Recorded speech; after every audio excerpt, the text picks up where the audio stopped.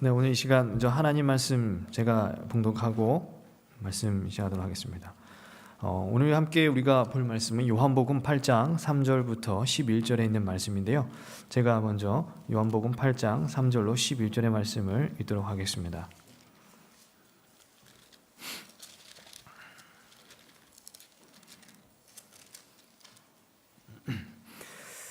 요한복음 8장 3절부터 11절 말씀 제가 읽겠습니다. 서기관들과 바리새인들이 음행 중에 잡힌 여자를 끌고 와서 가운데 세우고 예수께 말하되 선생이여 이 여자가 간음하다가 현장에서 잡혔나이다. 모세는 율법에 이러한 여자를 돌로 치라 명하였거니와 선생은 어떻게 말하겠나이까. 그들이 이렇게 말함은 고발할 조건을 얻고자 하여 예수를 시험함이로라. 예수께서 몸을 굽히사 손가락으로 땅에 쓰시니 그들이 묻기를 마지 아니하는지라. 이에 일어나 이르시되 너희 중에 죄 없는 자가 먼저 돌로 치라 하시고 다시 몸을 굽혀 손가락으로 땅에 쓰시니 그들이 이 말씀을 듣고 양심의 가책을 느껴 어른으로 시작하여 젊은이까지 하나씩 나가고 오직 예수와 그 가운데 섰는 여자만 남았더라. 예수께서 일어나서 여자 외에는 아무도 없는 것을 보시고 이르시되 여자여 너를 고발하던 그들이 어디 있느냐? 너를 정죄한 자가 없느냐? 대답하되 주여 없나이다. 예수께서 이르시되 나도 너를 정죄하지 아니하노니 가서 다시는 죄를 범하지 말라 하시니라. 성도 여러분 안녕하십니까? 안녕하세요. 반갑습니다. 우리 목사님께서 저를 설명해 주셨는데요. 제가 다시 한번 좀 소개를 하겠습니다. 저는 현재 원주 36 우리 중고등학교에서 특별히 이제 중학교에서 학생들에게 성경을 가르치고 예수님의 복음을 전하고 있습니다. 간지는 1년 반 정도 되었는데요. 요즘에 중학생들 여러분들 많이 접하는 분들도 있으시겠지만은 정말 이 중학생들이 특별히 중학교 2학년들은 중2병이라 그래서 우스갯소리로 우리 북한의 김정은이 중학교 2학년들 무서워서 전쟁을 남침을 못한다. 이런 이야기가 있을 정도로 굉장히 우리 사춘기 시절에 아주 굉장히 마음속에 이 변동이 심한 그러한 아이들이 우리 중학교 학생들인데요. 우리 중학교 학생들에게 또 복음을 전할 때 제가 잘 전달할 수 있도록 성도님들 저를 위해서 기도해 주시면 감사하겠습니다. 아울러 오늘 이 시간 이렇게 소그룹 전도회를 통해서 이렇게 이곳에 왔는데요. 제가 합회 홈페이지에서 우리 봉두리교회가 성전이 잘 지어진 모습을 보았습니다. 보면서 굉장히 교회가 아름답다라는 생각을 했었어요. 근데 막상 와보니까 사진보다 더 아름다운 것 같습니다. 왜 그런 거 하니 이 사진에는 이 건물만 나오는데 여기 와보니까 우리 성도님들 아름다운 이 모습과 미소와 이런 모습들이 이제 보이니까 건물이 아름답기도 하지만 그보다 더 아름다운 것은 우리 성도님들이 이곳에 함께 하시기에 정말 하나님 보시기에 아름다운 곳이구나 라는 생각을 해보게 되었습니다. 오늘 이 시간 이 아름다운 곳에서 하나님 말씀을 전하게 하신 주의 말씀을 전하게 하신 우리 하나님께서 오늘 이곳에 저와 함께 하셔서 오늘 전하는 이 말씀의 은혜가 전하는 저와 우리 듣는 모든 성도님들과 함께 하기를 소망합니다. 여러분 그 역전의 명수라는 말을 혹시 아십니까? 역전의 명수? 다 아세요? 우리 학생들도 알고 있습니까? 역전의 명수? 잘 모르는 것 같아요. 대답이 없네요. 네. 역전의 명수라는 말 다 알 것입니다. 역전을 하는 그 명수라는 뜻이죠. 우리나라에서 대표적인 그 역전의 명수를 뽑으라고 하면 군산상고 야구부를 뽑는다고 합니다. 왜냐하면 1972년 7월 19일 그날 밤에 동대문 운동장에서 있었던 황금사자기 결승전 때문이라고 합니다. 이 황금사자기 야구대회 결승전에서 이 군산상고는 막 22,000명이 운집한 그 동대문 그 구장에서 이 부산고등학교와 결승전을 펼치게 되었습니다. 이 경기의 흐름은 군산상고가 처음에 1회 말 선취 1득점으로 앞서가는 듯 했으나 바로 그 다음에 부산고가 1점을 획득해서 1대1로 평평한 균형을 유지하고 있었는데요. 그러다가 이제 야구는 9회까지 하지 않습니까? 9회까지 하는데 8회가 되었을 때에 8회 초에 부산고가 안타를 6개나 치고 또 이렇게 몸에 맞는 볼을 내면서 3점을 내게 되었습니다. 그래서 운동장에 모인 많은 사람들과 텔레비전으로 그 게임을 보고 있던 많은 사람들은 이 8회 말 이제 한 회만 더 하면 끝이기 때문에 당연히 부산고등학교가 4대1로 그 대회의 우승을 차지할 것이라고 생각하고 있었어요.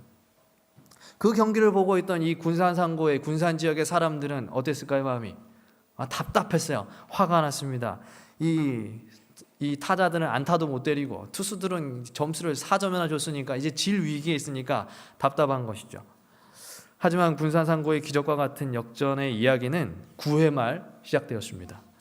이 군산상고는 마지막 공격 때에 질 것만 같았던 그때에 안타와 다시 이렇게 몸에 맞는 그 볼들을 통해서 4대1의 스코어를 5대4로 역전을 통쾌하게 했습니다. 그리고 그때부터 군산상고 야구부를 역전의 명수라고 불렀다 해요.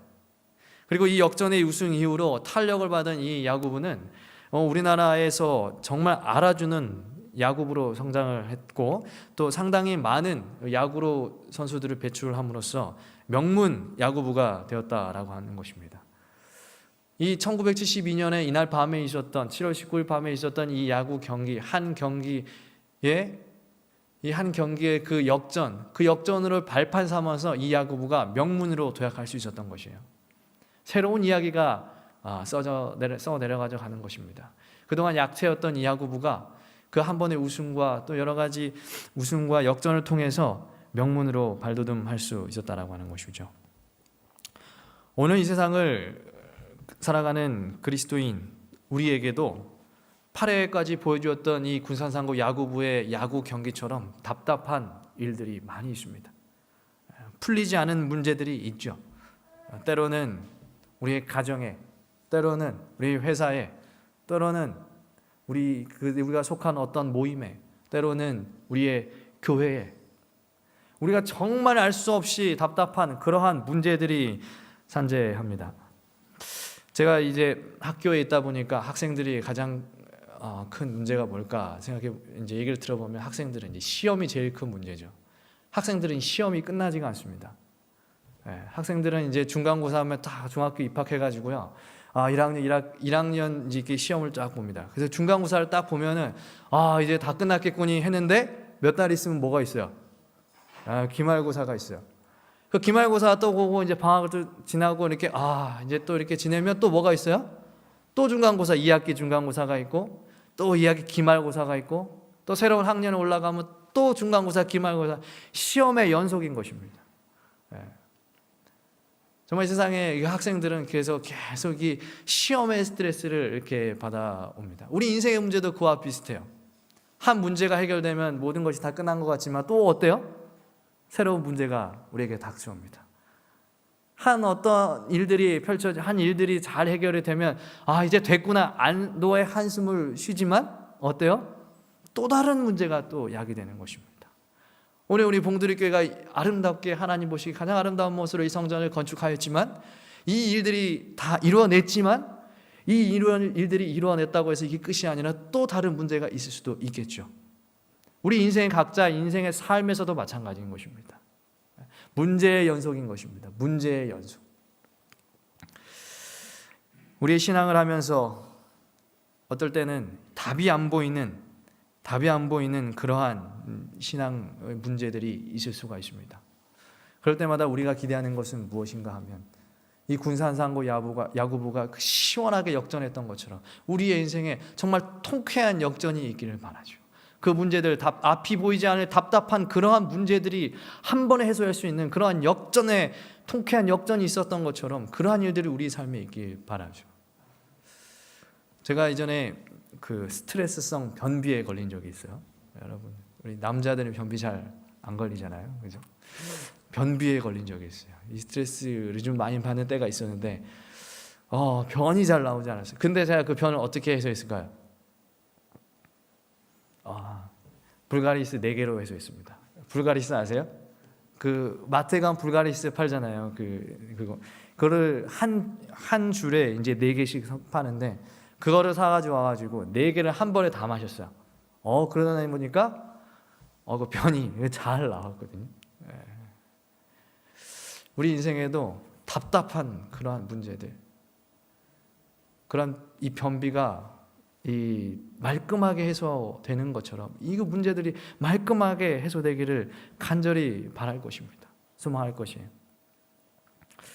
우리가 이렇게 바라는 것처럼 또 우리의 인생 속에 문제가 연속이 되는 것처럼 답답한 문제들이 있는 것처럼 오늘 우리 성경에 제가 방금 읽었던 이 성경 말씀에도 정말 답답한 앞이 보이지 않는 전혀 풀릴 것 같지 않은 문제에 직면한 한 여인이 등장합니다.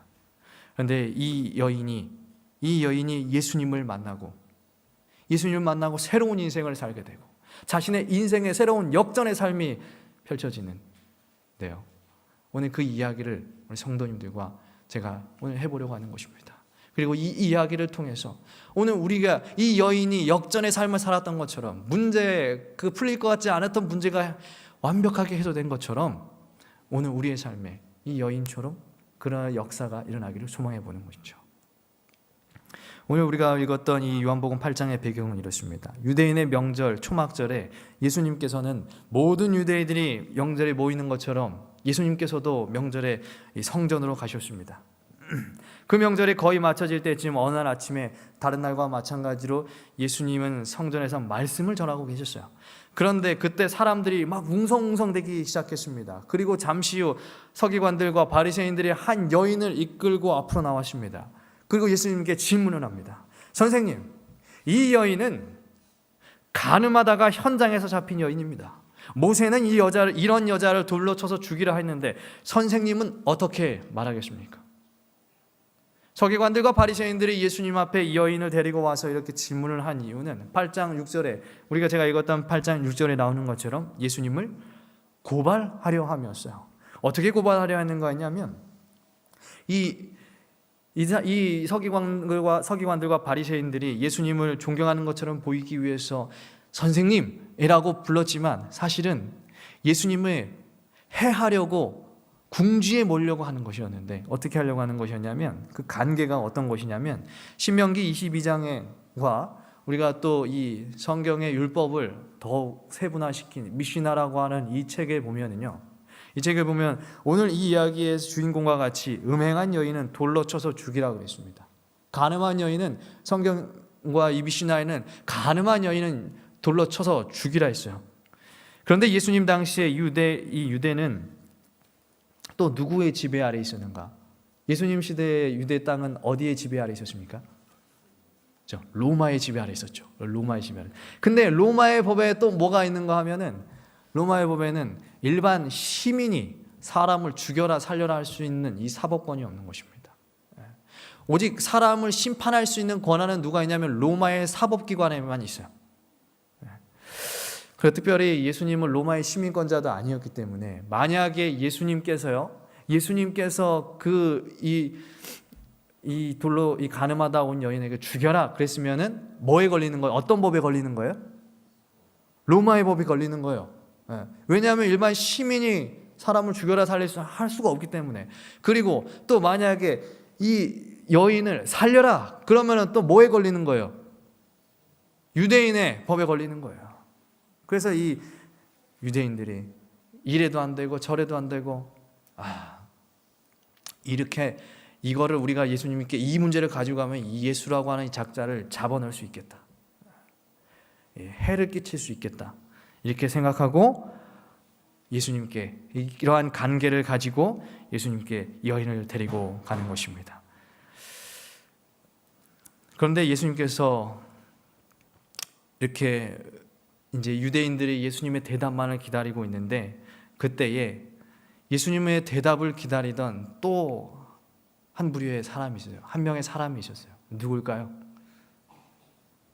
이 여인을 끌고 온 이 바리새인들과 서기관들만 예수님의 대답을 기다리는 게 아니에요. 예수님께서 살려라 죽여라 어떻게 하면 어떻게든 내가 너를 잡아 죽이겠다 뭐 이렇게 기다리고 있는 서기관들과 바리새인들만 예수님의 대답을 기다리는 게 아니라 여기에 그들에게 붙잡혀온 이 여인도 예수님의 대답을 기다리고 있는 것입니다. 8장 4절에 보시면 이 여인은 간음의 현장에서 직접 잡혔습니다. 이 여인은 현행범이에요.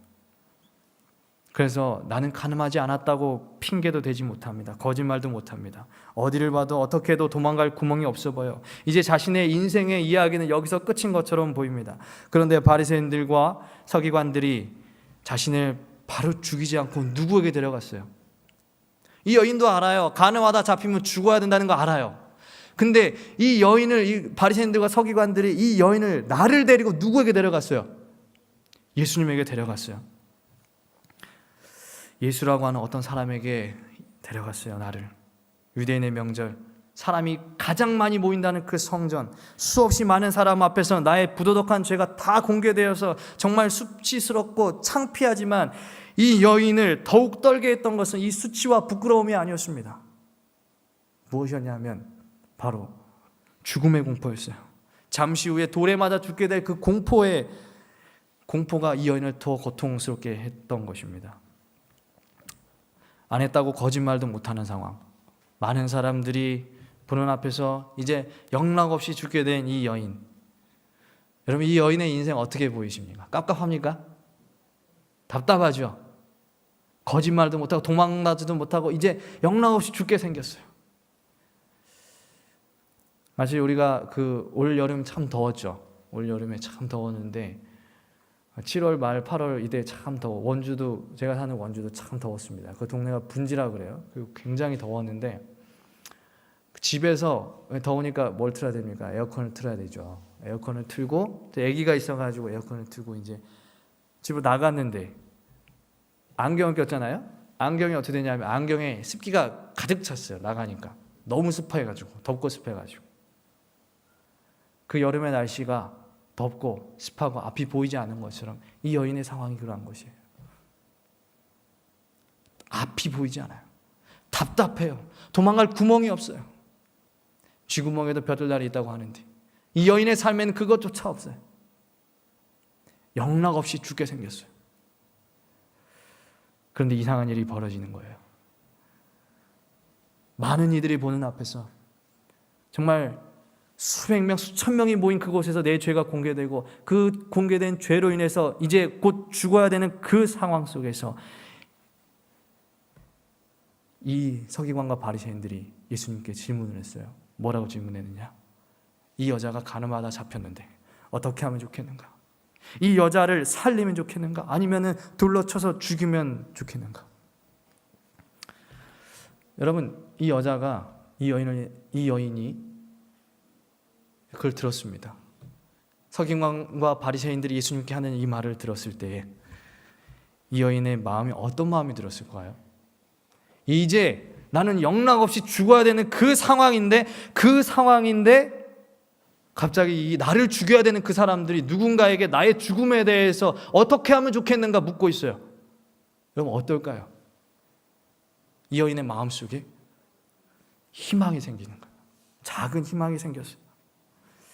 저 사람이 누구길래, 과연 저 선생님이라고 부르는 저분이 누구길래 나의 죽음을 저 사람에게 묻는 거지? 난 죽어야 되는데 왜 저 사람이 나의 죽음을 묻는 거지? 혹시 저 사람이 말만 잘하면 나를 살려줄 수 있지 않을까? 저 사람이 이 여인을 살려라 이렇게 하게 하면 내가 살 수 있지 않을까? 이런 인간적인 바람, 이게 생기기 시작하는 것입니다.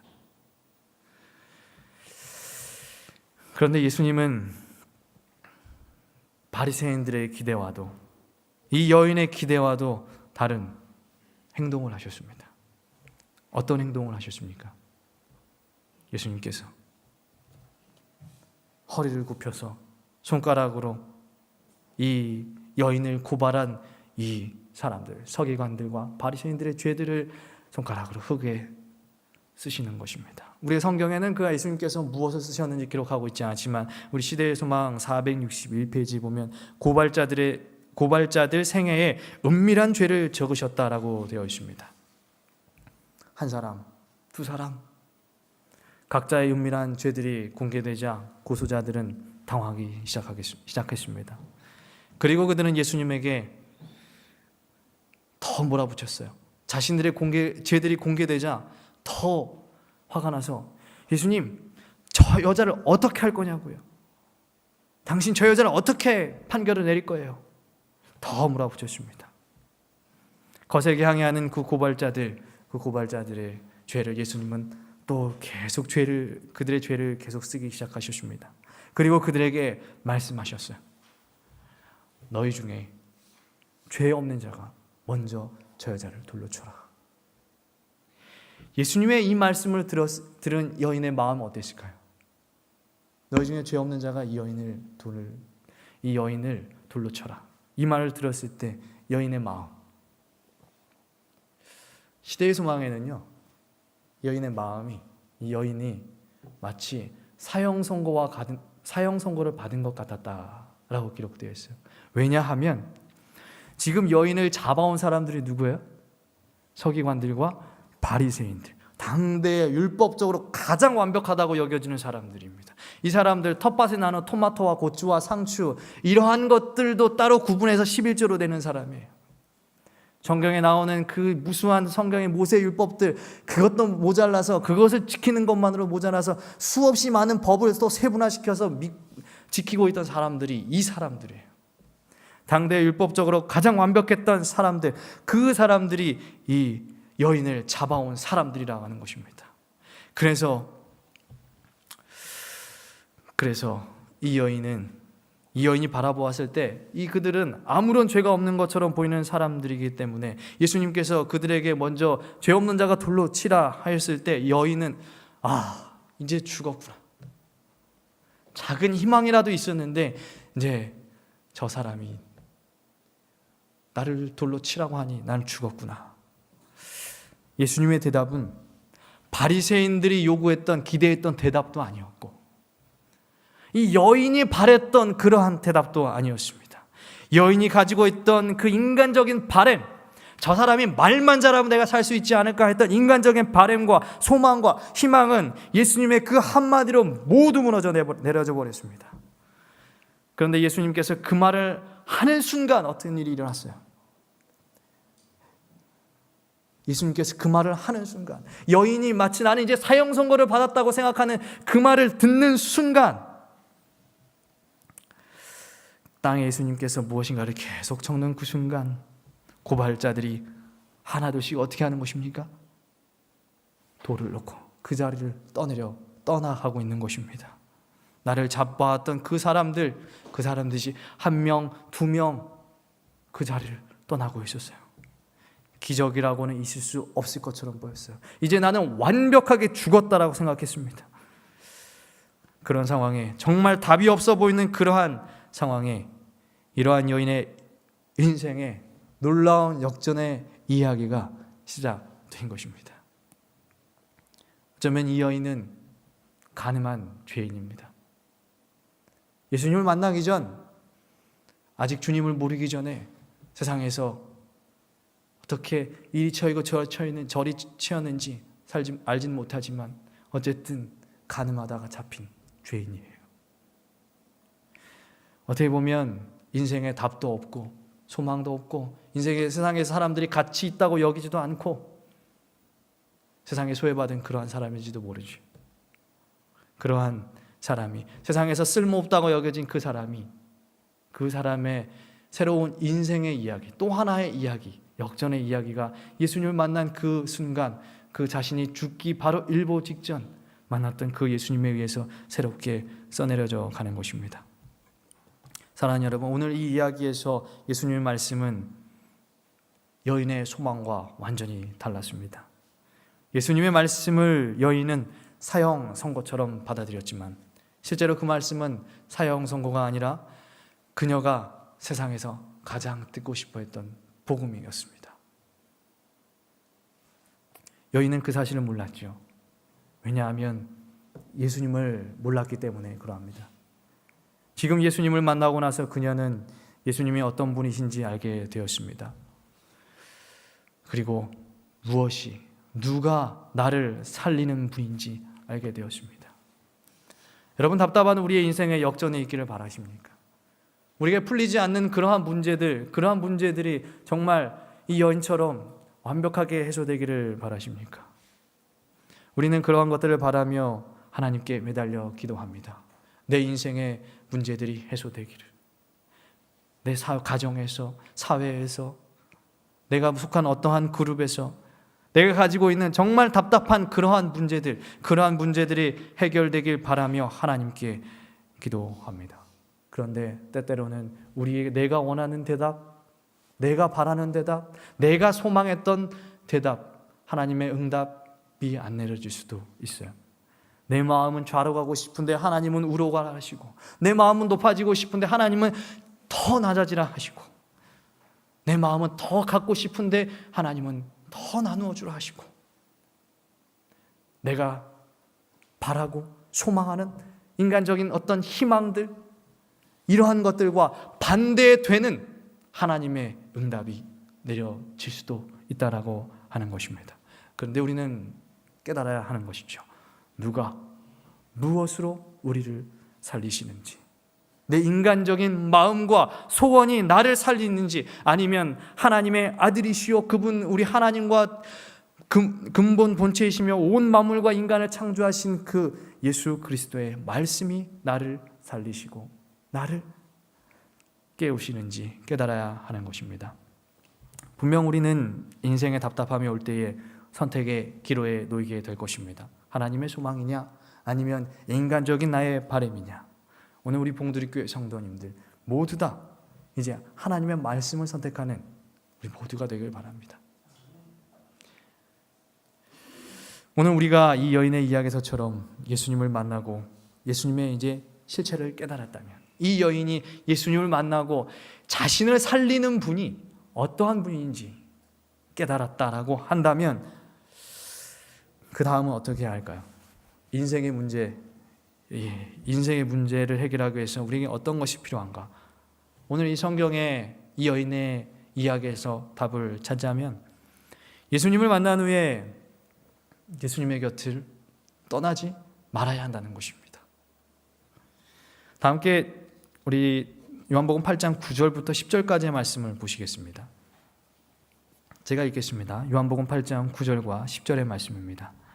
그들이 이 말씀을 듣고 양심의 가책을 느껴 어른으로 시작하여 젊은이까지 하나씩 나가고 오직 예수와 그 가운데 서는 여자만 남았더라. 예수께서 일어나사 여자 외에 아무도 없는 것을 보시고 이르시되 여자여 너를 고발하던 그들이 어디 있느냐? 너를 정죄한 자가 없느냐? 앞서 말씀드린 것처럼 예수님께서 흙바닥에 고발자들의 죄를 적자 고발자들은 모두 예수님의 곁을 떠나가십니다. 그리고 누구만 남게 되었습니까? 오늘 저기 요한복음 8장 9절에 보니까 누구만 남았어요? 다 떠나고 예수님께서 이렇게 이 사람들의 죄를 다 적고 일어났는데 누구만 남았어요? 옆에 여자만 남았어요. 여자만. 여러분, 예수님의 곁을 떠나간 그 여자를 잡아왔던 서기관들과 바리새인들하고 예수님의 옆에 남아있는 이 여인하고 공통점이 있어요. 우리가 쉽게 생각할 수 있는 공통점 뭘까요? 죄인이에요. 다 죄인이에요. 모두가 다 죄인이에요. 그리고 또 하나는 자기가 죄인이라는 사실을 이제 다 알고 있어요. 여인은 어떻게 알았어요? 당연히 알죠. 간음하다가 현장에서 잡혔으니까 죄인이고 당연히 알죠. 그 다음에 자기 여인을 잡아왔던 서기관들과 바리새인들은 어떻게 알아요? 예수님께서 그 땅바닥에다가 그들의 죄를 다 적으셨잖아요. 알아요. 우린 모두 다 죄인, 그들이 스스로 다 자신들이 죄인이라는 사실을 알았어요. 이러한 공통점이 있는 가운데 한 부류는 어떻게 합니까? 예수님의 곁을 떠났고 또 한 부류는 예수님의 곁에 남았습니다. 모두 다 예수를 만났습니다.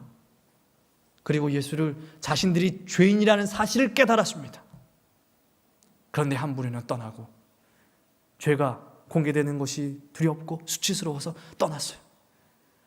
그런데 한 명의 여인은 그럼에도 불구하고 나의 죄가 온 그 성전에 정말 수천 명, 수만 명이 모이는 그 성전에 내 죄가 다 공개되었음에도 불구하고 그럼에도 불구하고 예수님의 곁을 떠나지 않았다는 것입니다. 여러분, 이 여인이 있잖아요. 이 여인이 이 서기관들과 바리새인들에게 끌려와서 예수님 앞에 놓여졌을 때, 이렇게 되었을 때에 그 광경을 있잖아요. 그곳에 있던 사람들이 예수님과 그 여인과 서기관들과 바리새인들만 있는 게 아니에요. 아까 말씀드린 것처럼 그날은 유대인의 명절이에요. 유대인의 명절에 사람들이 제일 많은 곳은 성전입니다. 성전에 수없이 많은 사람들이 그곳에 있습니다. 그 장면을 다 지켜보고 있어요. 다 지켜보고 있습니다. 그런데 여러분 같으면 어떻겠습니까? 정말 많은 사람들이 있는데 그 가운데 내 죄가 다 공개되면 마음속에 어떤 마음이 들겠어요? 수치스럽겠죠. 부끄럽고. 저 같으면 그 자리를 떠나고 싶겠어요. 왜냐하면 이 예수님께서 이 손가락으로 바다에 글을 쓰실 때 어때요? 사람들이 다 어떻게 했습니까? 나를 잡아와서 포박하던 사람들이 어떻게 했어요? 자기들이 죄가 공개될 게 두려워서 다 떠났잖아요. 다. 이제 자기는 자유로운 몸이 됐어요. 예수님은 아직도 허리를 굽혀서 쓰시고 계시고, 이제 나는 자유로운 사람들 다 떠나, 나를 잡아온 사람들은 다 떠났어요. 어떻게 하면 돼요? 저 같았으면 이 인간적인 마음으로 어떻게 하겠냐면 도망갔을 것 같아요. 너무 부끄럽잖아요. 가늠하다가 잡힌 그 죄 얼마나 부끄러워요. 도망가 버렸을 것 같아요. 그런데 이 여인만은 떠나지 않습니다. 여인은 떠나지 않아요. 오직 예수와 그 가운데 섰는 여자만 남았더라.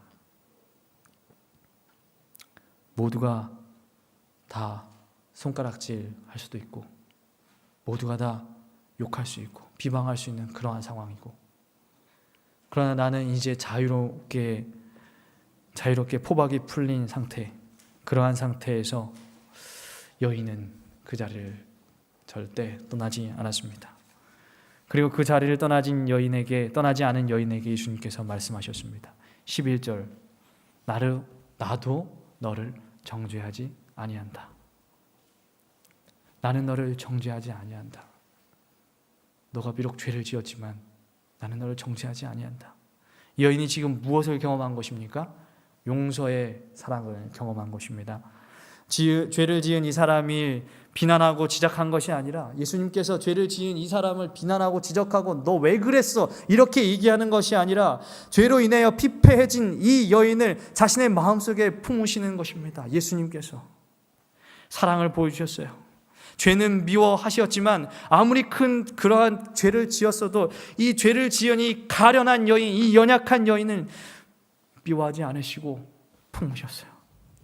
우리는 이 환경에서 사랑하시는, 사랑이 많으신 예수님의 모습을 보게 되는 것입니다. 그러나 예수님의 곁을 떠나버린 이 사람들은 이 모습을 봤습니까? 못 봤습니까? 용서의 사랑, 은혜를 경험했습니까? 못 얻었습니까? 경험하지 못했어요. 왜요? 왜 그랬을까? 왜 이 예수님의 이 여자를 끌고 왔던 이 사람들, 그들도 또 다 똑같은 죄인인데 어떻게 보면 이 죄의 형량으로만 따지면 그들이 좀 덜한 죄인이죠. 간음하다 잡힌 거는 간음하지 말라는 10계명에도 있는 죄 아니겠어요? 계명 아니겠어요? 어떻게 보면 더 큰 죄인데, 그러한 죄, 이 여인이 더 큰 죄를 지었는데 그 여인은 그곳을 떠나지 않았기 때문에 뭘 경험하게 된 거예요? 용서, 예수님께서 주시는 용서의 사랑을 경험하게 되는 것입니다. 그러나 그것을 떠나버린 사람들은 예수님께서 주신 용서의 사랑을 경험하지 못하는 것입니다. 만일 그 고발자들 중에 누군가가 그 자리에 남아 있었다면 그들도 이 여인처럼 이날 아침에 모든 죄를 용서하실 수 있는 그분에게서 용서를 받았을 것입니다. 하지만 애석하게도 그 옆자리에는 누구밖에 없었습니까? 여인밖에 없었습니다. 사랑하는 여러분, 우리의 인생의 문제를 해결하기 위해서 우리가 기억해야 할 또 하나의 중요한 것은 예수님을 만나고 난 후에 절대로 그분의 곁을 떠나지 않는 것입니다. 우리가 예수님에 대해 정확히 알지도 못한 채 그렇게 떠나게 되면 바리새인들과 같은 그러한 경험을 하게 되는 것입니다. 바리새인들은 만약 그들 중에 누군가 거기에 있었다면 그 사람은 용서하시는 예수님, 그 용서하시는 예수님의 사랑을 깨달았을 것이에요. 그런데 그곳을 떠나버렸기에 그들에게 예수님은 어떤 예수님이었는가? 손가락으로 흙에 죄를 지적하시는 예수님. 그렇게 기억에 남는 것입니다. 만약에 그곳에 계속만 남아있었더라고 한다면 예수님께서 나는 너를 정죄하지 아니한다라고 하는 음성을 듣고 그 용서의 사랑을 깨달았을 텐데 그렇지 못한 것이에요. 오늘 우리가 예수님을 만나고 나서 다시 세상으로 돌아가 버리게 된다면, 예수님을 정확히 알지 못하고 그분이 우리에게 어떠한 존재인지 깨닫지 못하고 다시 돌아가 버린다면, 예수님의 곁을 떠나버리게 된다면 우리는 예수님에 대한 뭐가 생기는 거예요? 오해가 생기는 것입니다. 이 예수님에 대한 오해, 이 오해 때문에 바리새인들을 그토록 예수님을 죽이고 싶어 했어요.